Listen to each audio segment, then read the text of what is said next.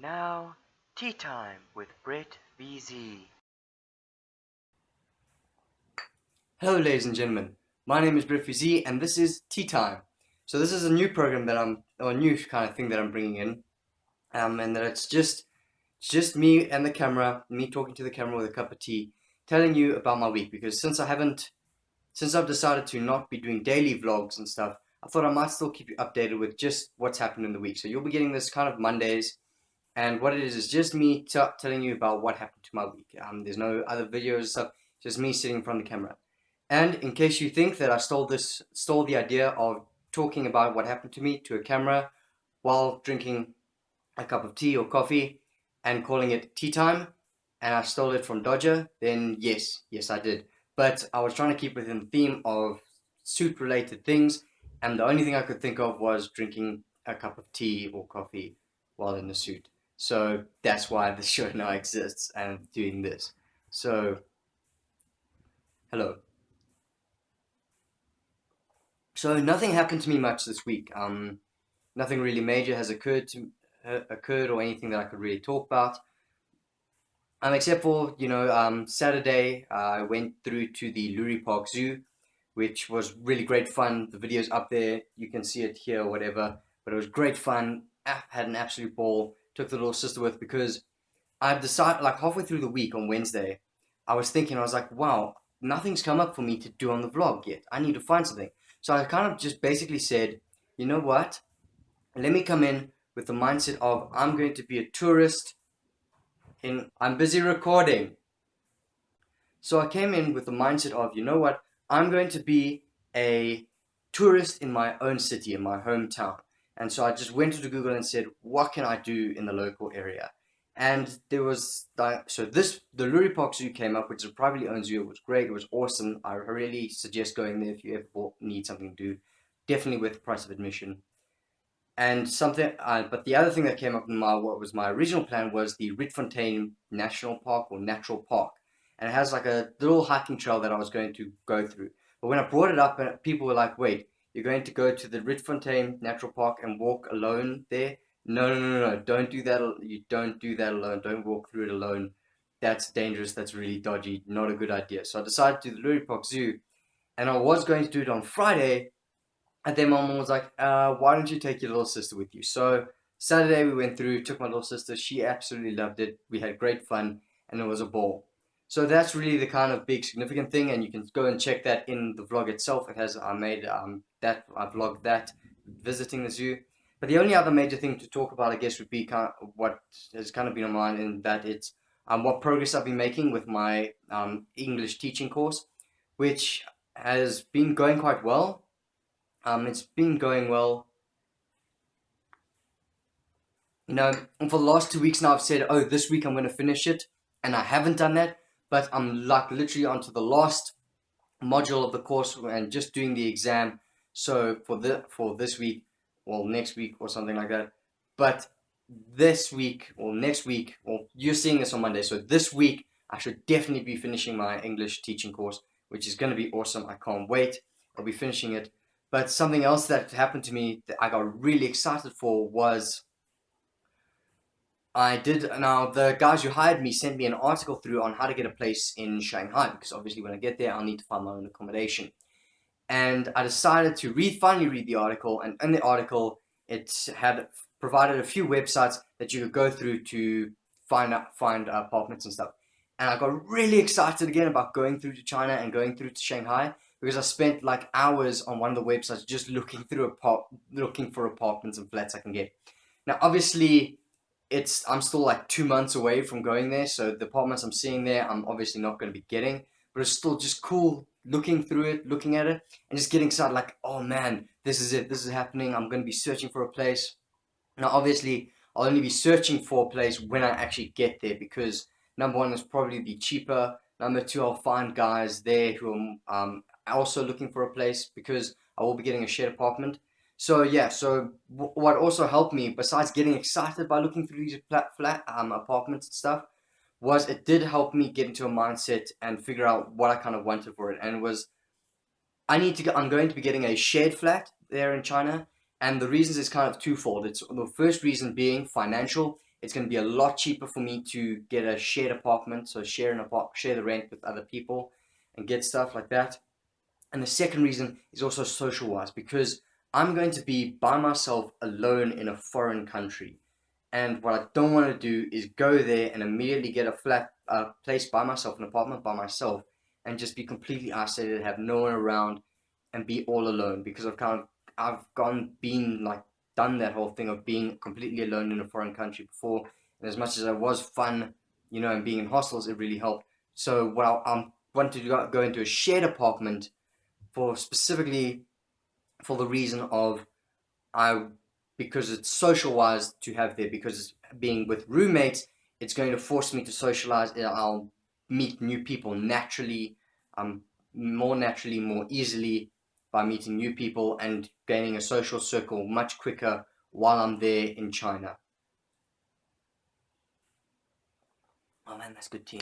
So yeah, that's the reasons why I'll be getting a flat, is because social wise I want to, especially if it's with locals or with other foreigner people. At least locals is really good, because then it's people who know the area and can show me like the local hangouts and where to go.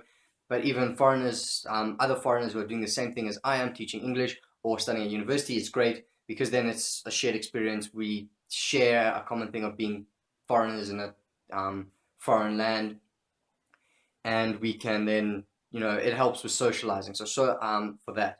And then, but speaking of finance wise, going through these apartments, I realized that budget wise, what I'm looking at is probably my top maximum amount I'm going to be willing to pay for an apartment, a room in an apartment, is about 2,400 yuan, which I think is around about 5,000-6,000 rand a month. And the reason for this is, just budget wise, it's that, and also I think I can get what I'm looking for that kind of cash. I can get a decent place for that amount of cash and a decent room. And also looking through it, I found exactly what I kind of want to be looking for room wise when I look at these apartments and stuff. And what I'll be looking for is what I discovered that I'll definitely want. What my kind of requirements are when looking through a flat is, I'm okay with having a decent enough bathroom and a good size, fine, small size kitchen. I'm fine with those kind of facilities. But what I definitely want is a rather big room. And I'm not talking massive big room or anything like that. I'm saying just not really a tiny little room, a tiny little space with a bed. What I want is a room big enough for me to have a bed, a little bit of room to move around, closet space for clothing and everything, but also more importantly is a kind of a little work desk where I can have my computer for my computer and stuff, and I can be on my computer and work on my computer. That's really important for me. So I don't want a tiny small little room. And then I'm fine with like a decent bathroom and stuff. Although I did see like an apartment where it was a really a good space good space room, but like just a really crappy looking bathroom and a tiny, not great looking kitchen. And I was like, nah, this one I would give a skip if I was looking. So it was great to kind of check it out and see things. Although one thing that was really frustrating is, you know, I don't know, with the situation for guys, with maybe it's just me or maybe it is a general thing with guys, but I feel like guys don't really care in terms of the gender of their roommates. Like guys are completely fine with male or female roommates. Even I would actually kind of prefer a female roommate, mostly because social wise, my social circles haven't included a lot of women, so I feel like I'd like to socialize more with with females. But also, apartments and living spaces could always use that little bit of a feminine touch, because let's admit it, guys are just, we can get messy and smelly, and we need, that little bit of touch of something like that. And I'm not talking about, we need a woman in the kitchen. No, I don't even know why I brought that up, because now I'm really gonna get in shit. But no, it's not that, not like traditional roles or anything like that. It's just, I don't know, I feel like being with female roommates would be a little bit more hygienic, cleaner, and cooler. I don't know. Maybe it's just because, they're hanging out with girls or something like that. But I feel like guys don't have that issue where they don't really care whether it's male or female genders.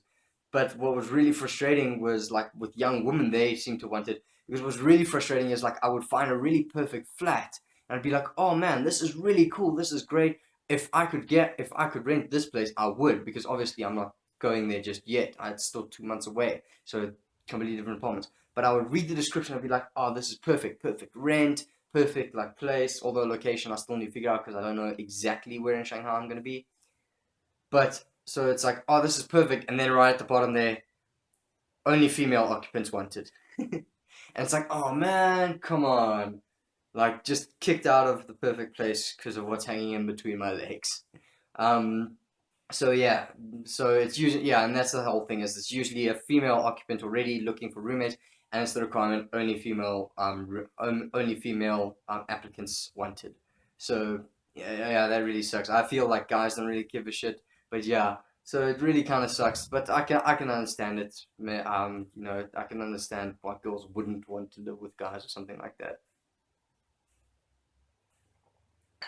But yeah, but overall, just getting really excited. I did briefly mention it like 2 seconds ago, but yeah, what was kind of difficult with looking at it was location wise, because I don't know the exact neighborhood I'll be going to in Shanghai just yet. So I don't know what kind of neighborhood I should be looking at. Although the article also suggests Shanghai has a really good subway system, and so you don't really need to be close to the neighborhood.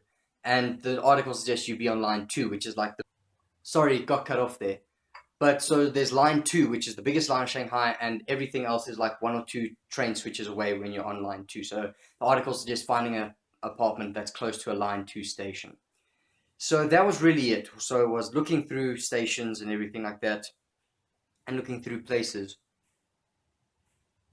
And I don't know why, but just looking at apartments, like finding apartments, I think kind of brings the reality to it, and it just got me excited. I got so excited for it. I was like, oh man, it's happening, just looking for apartments. But obviously, I'll only actually be looking when I get there. And I'm going to be leaving around the first week of April. I want to leave because even though my contract starts on like the 17th of April, and that's because I want to get there like 2 weeks before, because there's a lot of admin I have to do visa wise. The visa I'm going to get here allows me to enter China and be there for a bit, but it doesn't allow me to fully work for the whole year and everything like that. I need to get my visa here, get into China, then have to do a whole lot of other admin to get my full visa and the visa that allow me to enter and exit China as I please while I'm there. So I need to do that, and also take those 2 weeks to be finding an apartment and stuff like that. So I want to do that, so I'll be set up and good when I start my job and when I get busy and working. So that's it. But really, besides that kind of stuff, besides Lurie Park Zoo, which was great, amazing. If you haven't seen the vlog, go watch it. It's up on my channel, and stuff like that. And looking through stuff and looking at apartments in Shanghai. That's really all that I've kind of done with the week so far. Hopefully this week maybe some more stuff will come up and I get some more stuff done. And I know I will finish my English teaching course, my teaching English course this week. I mean it this time. So that's that. But thank you very much, ladies and gentlemen, for watching. I hope you enjoyed the video. And if you would like to watch more, then hit the subscribe button or whatever. Oh, and let's redo that.